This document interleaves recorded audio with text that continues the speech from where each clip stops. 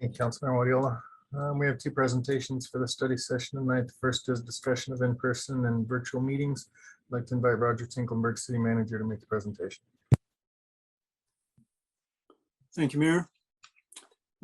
We have seen continued high level of transmission in Adams County. And even though the overall vaccination rate in Adams County has reached 79.3% for a first dose and 72.3% for second dose, booster rate is at 8.38%, so just over 8%.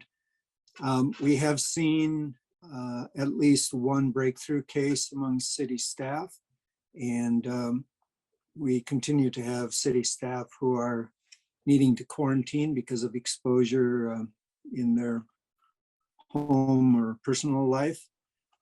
So still of concern. The ordinance that council adopted takes us through the end of November for virtual meetings, which would mean we would go back to in-person meetings in December. So wanted to raise the question for you to start thinking about, because at the next meeting, we will need to take action if you decide to remain in virtual meetings. So otherwise we would go back to in-person meetings on December 6th. The other small wrinkle is that we have joint meetings with the two school districts on November 29 and November 30. And typically those have been in person, but under the ordinance, we would anticipate doing those virtually unless you direct otherwise.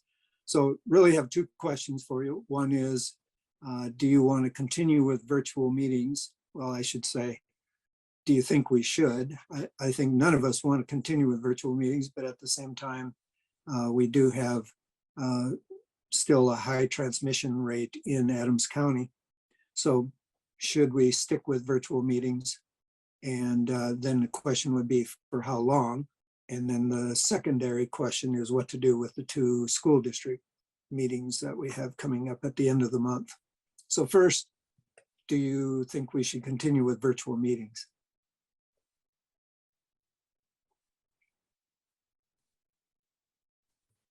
Councilmember Madera. Yeah, I think for me, virtual meetings makes it easier for some of these meetings that we schedule a little bit earlier, like before the primary meetings.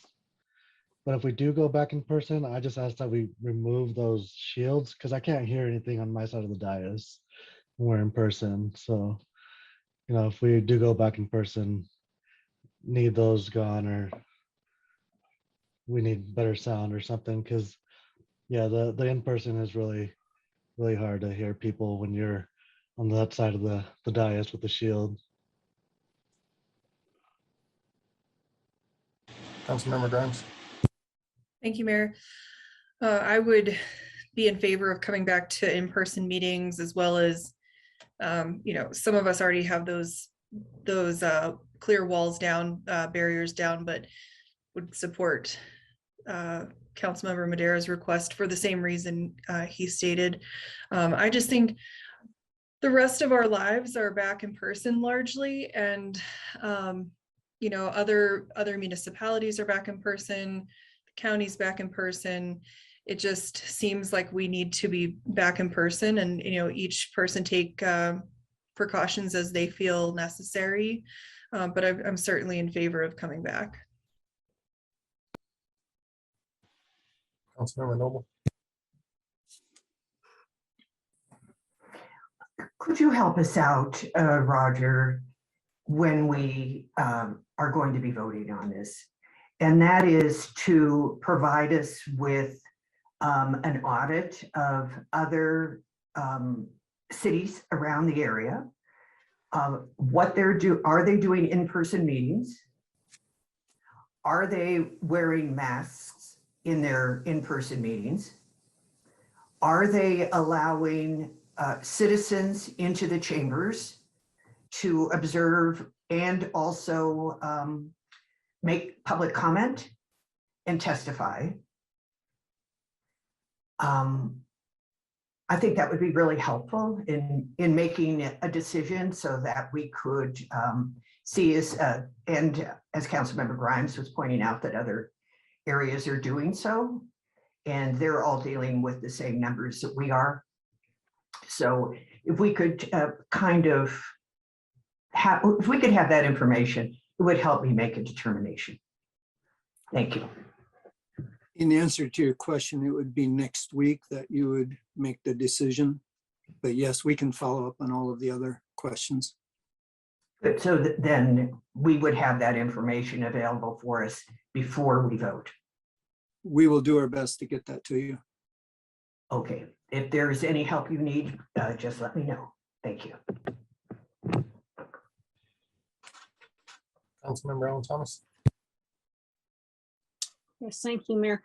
I would like to continue it, maybe until January with the virtual option, and getting more information would be helpful also what other cities are doing. But I do think if we do go back into the chambers, I do think it's each council member's right to have either some type of plexiglass, maybe explore the option if there's a thinner type of plexiglass or some type of barrier, because a lot of places, facilities, etc., still have the plexiglass, something to protect ourselves if that person chooses to do so, because some of us do have even very high-risk family members, and there's so much unknown still.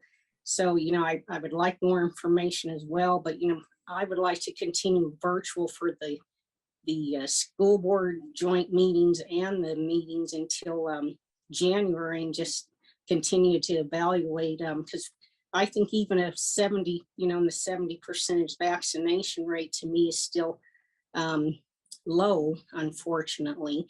And, I think we should just kind of continue to evaluate the situation. Thank you. Mr. Sheasley. Thank you, Mayor, Council. Good evening. I just wanted to raise another point. I'm not sure if Roger noted, to the extent that the election is certified early, your first meeting, your organizational meeting of the council would be on the 29th of November. And so that would be the first meeting which the new council is seated. And then the reason I chimed in was to make sure if council doesn't want to do anything, you don't need to vote on anything next week, but we'll need direction tonight if you want preparation of a resolution to continue this for any period of time. So that'd be good to come out of this discussion with. If you want to have a public vote on it and everybody wants to be okay with having that resolution on, that'd be fine too, but we just like that direction. Thank you. Councilmember Noble. I'm sure it's a lot. Would we need a resolution to extend as well, Mr. Sheasley? Yes, that's what we'd look for. So we'd have some details of that, how long, so I can write that and get it on the agenda for discussion next week. Or it drops off at which date? The last day of November.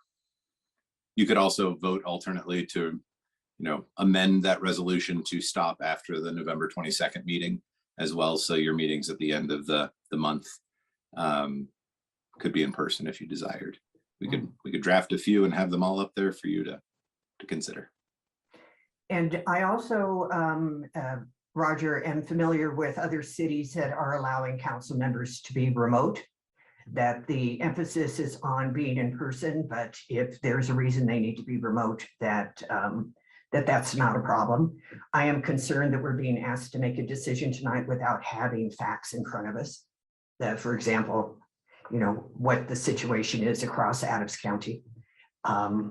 So I can't give direction without having that information. Maybe someone. Yeah, we just wanted to prepare you tonight to be thinking about it so that you are prepared to make a decision next Monday night. Mr. Sheasley. My apologies. Any other opinions on the matter? Councilmember Hurst. Yeah, I'm still in kind of the hybrid approach. You know, I'm going to some in person, some virtually. My only request is it's really hard to do anything in mass, like communicate effectively in a mask. So my vote's always going to be, let's do it where I'm not wearing a mask, because I guess I'm a harder of hearing than I thought I was. I really rely on lip reading apparently. So I was just at a meeting, a 3-hour meeting for work in person with masks on, and it was brutal. It was pretty bad. It was a lot of repeating ourselves, a lot of, can you speak up? So for me, from an efficiency standpoint, I just prefer to do what we can do without masks.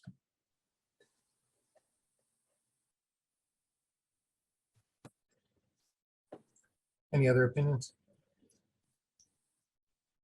Doesn't feel like we have given really clear direction on what we want brought back for us Monday evening. So I would suggest bringing back a resolution that would extend it, and bring back a resolution that would end it prior to the November 29th meeting, so that we could be in person for seating the new council, and bring back the data requested by council members, and we'll vote on those resolutions based on the data that comes back. Very good. Any other comments on this one before we move on? Seeing none, Mr. Tinklenberg is next going to talk to us about the council orientation. Yes, sir. We have a series of orientations and education sessions that are scheduled, and these are hopefully you all see the need for those to occur. We will have 3 new council members, and it's important to give them a grounding in basically, how the city council functions, how the city government functions, and what our respective roles are. So I'll turn it over to John Borgele to walk through the presentation and talk about the individual sessions. And then we can go from there in terms of discussion. John, are you available?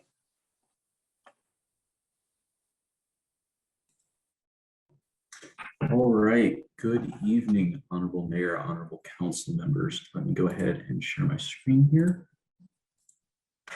And I will walk you through this kind of overview of our revamped orientation and council education for this cycle. So the purpose ultimately is to enable a high-functioning council and to prepare members of the council to perform their duties and provide all members overview on key topics to make sure everyone has that same foundational base of knowledge, even if this is something that you've already touched, just to ensure everyone has that same shared understanding, and also to build cohesion with staff and within council. So this is a slightly revamped process for a virtual environment, and we'll have to see where we are, at least in the near and midterm future. Looking at, instead of previously, I know we would do, a Friday evening and then all day Saturday, really heavy death by PowerPoint. And it's a lot of information and it's hard to retain all of that. So we're looking to spread it out a little bit more and break it mainly into 2 sections, orientation and education. And that first part, the orientation, this is the mechanics of how council functions, the actual kind of nitty-gritty of here's how meetings work, here's the absolute bare essential information you need to know when you're sitting up there on the dais to actually do your job and do your job well. And then the education part will be follow-on presentations by staff during study sessions on key topics to understand the organization, the staff side, and problems facing the city as well, and do a little bit deeper dive on each of those. We're looking at about 1-hour sessions. The orientation will kick off within the next few weeks and take place at 5 o'clock prior to the meetings or study sessions at 6. So it'll be essentially, that time slot that we just had for the retreat planning subcommittee or that we have for those other subcommittee meetings. And the education presentations will take place during study sessions, and they'll happen starting in January. So this is what was in your packet, and this actually has changed just in the past few days. So I'm going to show you something new, and we can send this out to you following this. This is the schedule for orientation, the topics that we have, and when we are planning on doing those. The first one would be November 22nd. Again, these are all at 5 o'clock prior to the meetings, talking about form of government and meeting procedure. And I also have slides that go a little bit more into detail about exactly what we'll cover in each of these. And then each following week, session 2 covering staff relations and governing. Session 3, each department head will introduce themselves and their department. We'll go over the annual planning process and the budget process. And this is the change that kind of necessitated some of that shuffling from what you were initially shown. We learned that CIRSA will be available to provide ethics training on December 13th.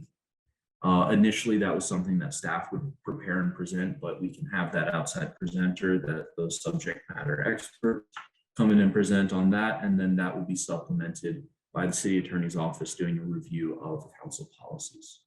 So these are the orientation topics. This is what we'll hit first. This is that key information that you absolutely have to have, especially if you're a new member, to function as a council member. Then moving into education topics. That first session may move to after the new year begins, looking at slightly deeper dives into stuff that is very important to know, but not that vital, how do I function in meetings? So communications and constituent requests. How do you handle requests from the media? How do you handle requests from constituents? An overview of community development, what the community development department does, how the planning process works, police and emergency management, an overview of our financial position, the different funds, what they all are, separate from the budget process, which we'll cover earlier. I'll be back to talk to you about metropolitan districts and special districts. And then we'll reserve that final session for any follow-up, additional questions, anything that comes up during these that we don't specifically have something to cover, or if you have questions and that require follow-up research and information, we can cover those at that final session. So I also have course summaries available, but I'd like to just pause now and get council's feedback on the topics, one, the topics that we're covering, and two, the format proposed, how we're kind of dividing the orientation versus education and spreading it out more as opposed to condensing it down.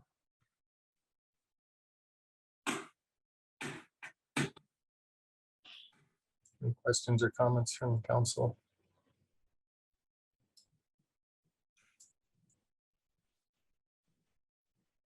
Councilmember Wadiola.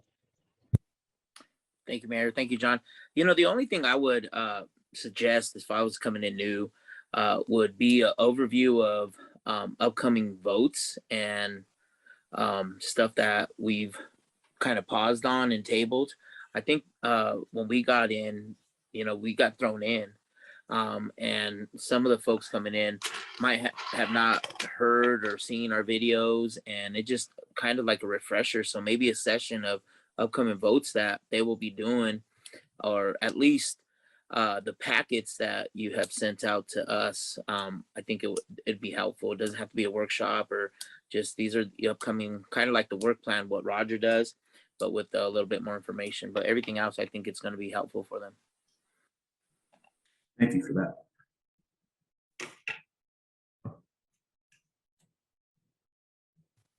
Any other questions or comments? Councilmember Noble. Would it be possible to provide the incoming counselors with just a first 30 days document? Even the swearing in was a little confusing to me, and then the next steps. And I think that Councilwoman Alan Thomas had asked for a committee list that was more descriptive about the different kinds of commissions and committees and so on, so that people could be familiar with that as well. Or even the first 2 weeks. I can't remember exactly what happened, but all of it was sort of catching me off guard. I didn't know what was coming because we didn't receive information about that. So that would be really helpful, I think. Does that make sense, So, John?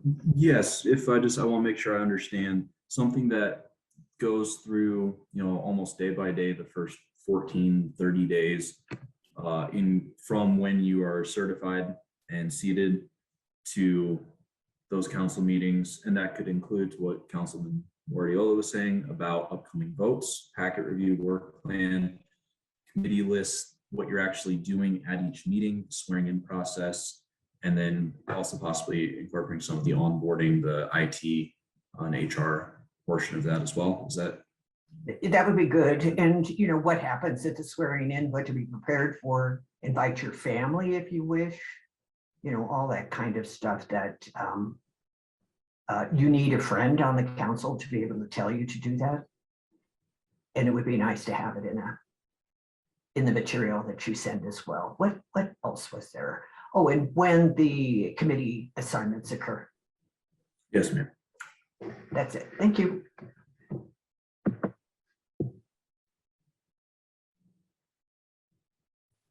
Any other questions or comments? Seeing none, looks like your schedule and material is good to go. All right. Thank you very much. All right, next we'll move to reports. Mr. Tingelberg.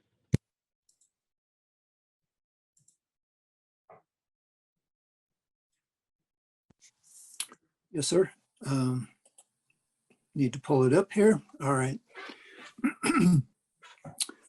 City Manager's Office, we attended a meeting on homelessness that was sponsored by Adams County. And that was in this past week. And there were a number of cities represented there as well. They have prepared a draft memorandum of understanding that we are in the process of reviewing. And we'll provide feedback back to them on that memorandum. And then if it looks like we have a document that actually has legs that can walk on its own, then we'll bring that to you, council, for your review and action.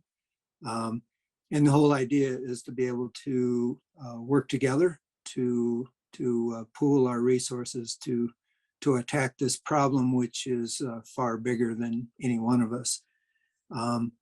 Also wanted to let you know, I think I sent an email out on this, but we had street lights that were out on Highway 2, and that was due to theft of wire. Thankfully, last week, police arrested a suspect for stealing that wiring. So hopefully that ends that problem for a while. Then also wanted to give you some good news. The Economic Development Council of Colorado gives out annual awards. They call them the EDI awards, EDIE. Anyway, it stands for Economic Development. And the Chairman's Choice Award went to our very own Michelle Claymore, recognizing her achievements over the past 25 years. Also, I think I reported on this before, but the chief participated in a police reform panel at the CML conference. And subsequently, after that, he was invited by the governor to provide input on both police reform and state funding priorities. So it's nice to have our staff recognized in that manner. And in terms of council orientation, we covered that in the session tonight, so I won't talk about that any further. In terms of land use cases, they're still holding pretty steady, dropped a little bit down to 185 cases, so still a heavy workload. The emergency rent assistance, we've been able to obligate 1.183, so $1,183,505 has been obligated as of last week, and that leaves 18% remaining. So if you hear of any constituents that need rental assistance, there is still funding available, and we definitely want to provide that to them. And then the final certificate of final certificate of occupancy was issued to Amazon Warehouse on November 4. So that one is fully operational now. We will be bringing an incentive package to you next Monday for another economic development prospect. So hopefully that continues on the current track. In terms of park recreation and golf, there is the Run with the Buffalo on November 20. That will be held at the Buffalo Run Golf Course. There is Cereal with Santa on December 11 at Bison Ridge Recreation Center. The Monaco Park renovation is the RFP for design is going to go out relatively soon. And then they did participate in a homeless cleanup along Sand Creek last week. And also wanted to let you know that for Veterans Day, the operating hours for the Buffalo Run Golf Course and Restaurant will be their normal operating hours. And the same thing applies to both the Eagle Point Recreation Center and the Bison Ridge Recreation Center. So all of those will be on normal operating hours. In terms of public works, they cleaned up a number of illegal dump sites during this past week. Very extensive list, actually. Also, in terms of the ADA project, C1 Architecture and SA Miro were selected as vendors, and they estimate completion by the end of the year on those projects, which is good news. Brighton Road, that bridge replacement is anticipated to start this last quarter and should be complete by the end of second quarter of 2022. The 112th Avenue Bridge over the Fulton Ditch, that is planned to be open for traffic by the end of this week. Now, there is still additional work that needs to be done. For example, the final lift of asphalt is anticipated to be placed by December 2. Rosemary widening, staff continues to work on property acquisition for drainage. Jasmine reconstruction, the paving is finished and it's open to traffic, but there is still some work such as concrete pan construction that remains to be done. Free landfill day, that was final day on Saturday, November 6th. And I provided a report by email to you. In terms of the entire year, services worth almost $200,000 were provided in those free landfill days. You approved facility assessment projects.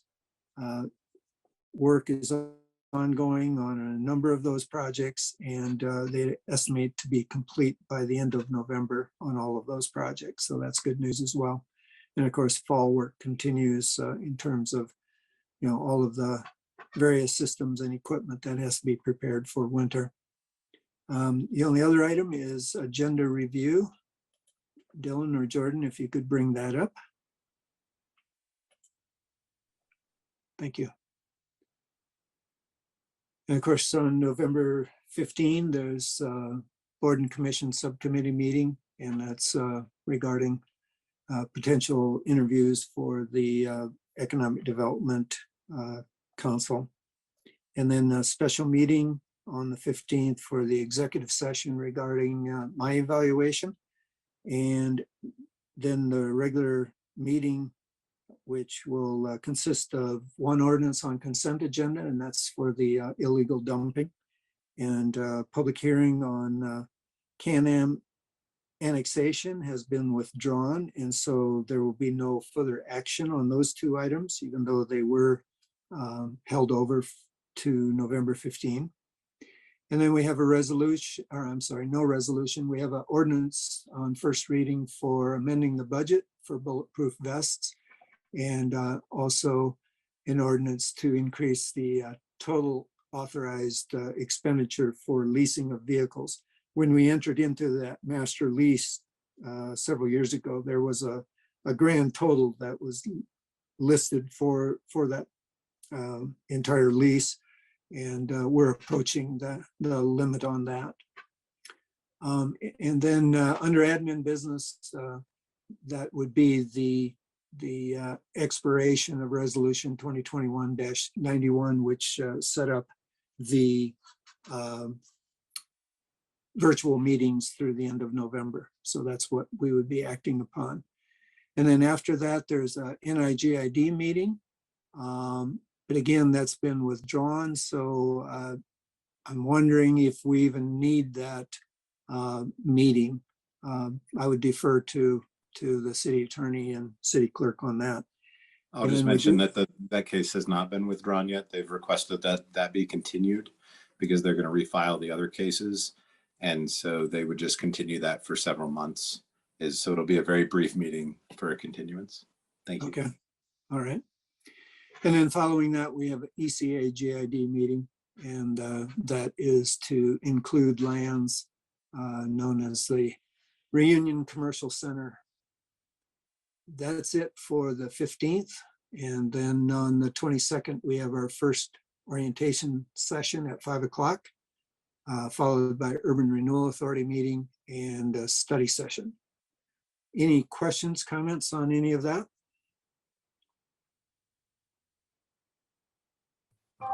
Councilmember Wadiola. Hey, Roger, did you go over when Winterfest is? Did we find the date on that? Because I've heard two different things. The city's event, which is the Breakfast with Santa, is on the 11th. As I recall, Winterfest is the previous Saturday, which is the 4th. That is Okay. correct. Sorry, go ahead. Saying that is correct. It is December 4th. Thank you. Also, nothing is coming out from Parks and Rec in Spanish. Where are we at with that? I know there's nothing coming out in Spanish on social media. You got to be a English speaker to see what's going on for Parks and Recs. Where are we at with that? They are discussing that.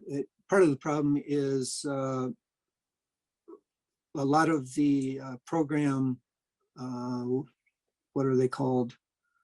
The people that are running each of those programs send a notice out sometimes at the last minute if there's a change and that type of thing. So it's difficult getting all of those through translation that quickly, but they are in discussions trying to figure out a solution to that issue. Okay, because I think it's super important. Half of our community is not reading those. Yep. Councilmember Noble. Thanks very much. Could you, since there was a little back and forth between you and the city attorney regarding the, I think it was the Can-Am application, could you please explain that again as to what is happening that night? And is that again, so what happens with the people who were told to come back and speak that night? I'd be happy to explain. I believe I said in my email last week, and I think the clerk. This is for the public. Yeah, I just wanted to do it for the Yeah, public. okay, Thank you. absolutely. Thank you. No, and I was going to address this during my report as well. Last week, the applicant in the Can-Am case chose to withdraw their annexation and zoning petitions, which they have the right to do for the development of their property with an intent to refile it. That means that under our code, we can't take any further action. And so the hearing has to be canceled that evening. So there won't be any public comment on that. Members of the public are always able to register to speak under citizen communication, however. And that case, I understand, will be refiled shortly and will go through the same staff review process, referral comments from outside agencies before going, and neighborhood meetings again, and public notice that way before going to planning commission and the city council on both the annexation and zoning. And so we'd expect to hear that.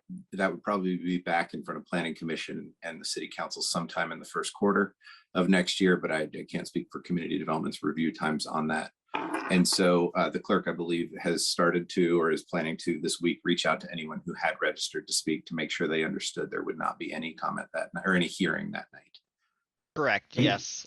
Every single person that registered for October 4th was sent an email at 12:34 today, letting them know the status of the application. Wonderful. And then if they speak during public comment on that night, does that mean that they lose their turn in the future? They would be speaking on a matter that isn't before the city council. So they certainly would not lose their turn to speak, and anybody who previously testified would be able to come back and speak on it. The submission, as I understand it, will be substantially different in some ways. So there will be lots more to comment on, I believe. Okay, great, thank you. And then, so this might require Mr. Sheasley again, but twice this has happened, or 3 times, twice in the last month or so, that we had one vote and some council members said that because we didn't have a full complement, that we wouldn't go into executive session to discuss the topic. And then we had another topic and the same thing occurred again because we didn't have a full complement of city council members. So given the fact we have a special meeting upcoming with an executive session to do the performance review for Mr. Tinklenberg, what are the rules regarding this? Was this simply the opinion of council members, or is there some rule that says everyone must be present? The council member, there's certainly not a rule that everyone must be present. I believe those are individual choices made by council members when they're voting as to whether they think that the whole complement should be present or not. Were I to be evaluated, I would be personally concerned that that would be delayed to some extent. And so all you need to enter executive session on these items is a vote of 2/3 of the majority present. But everybody can vote according to their conscience otherwise, but there's no policy, no. Thank you very much. Any other questions or comments? And then did you have anything else, Mr. Tingelberg? No, sir. That's it for me. Give your report, Mr. Sheasley. Thank you. I have 2 things this evening to report. First, the CDPHE has noted that they're available for your 2 study session dates in January to come in to speak to council for something of a listening session regarding Suncor matters, I believe related to air emissions. And I wanted to make sure that those dates were, if we could pick one of those and have that be comfortable with council, make sure that that is something you still wanted. Unless I hear otherwise, I'm probably going to pick the earlier of the 2 so that you can get that, so we can get that scheduled.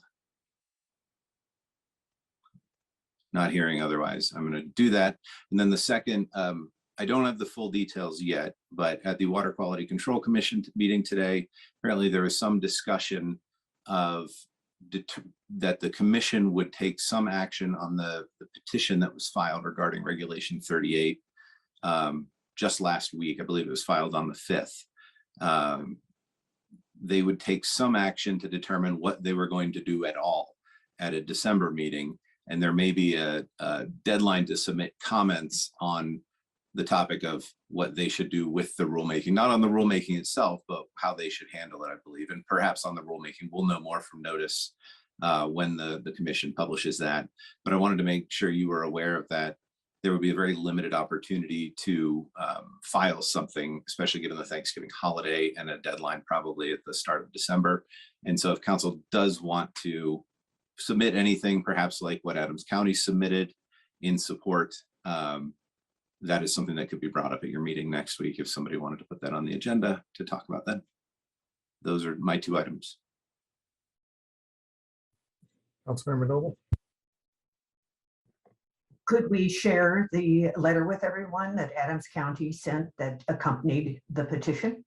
Absolutely. Thank you.